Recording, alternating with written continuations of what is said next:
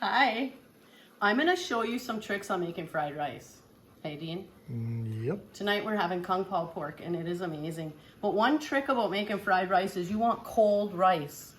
So make it the day before, put it in the fridge, and just go like this with your soy sauce. And then you'll know you have enough on there. And use low sodium, because you don't want to get too much salt in this. We all know how salty soy sauce is. So what you want to do first is you're going to take, I cut up some pork in little pieces, and I marinated in this, Dean. These bottles of stuff. And you don't have to measure it. Just do about, I'd say about 2 teaspoons of each one of them. Put a little vinegar in there. Just experiment with it.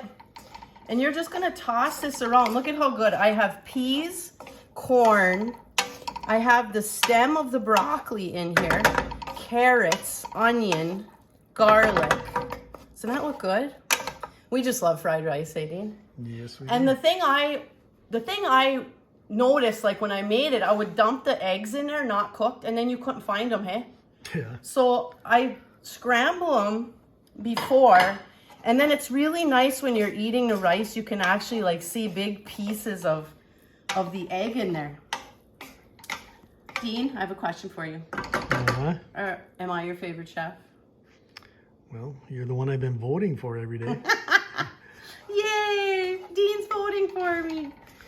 So I hope you give this a try, and I'm gonna give it a try. It's so good because you can taste all of this.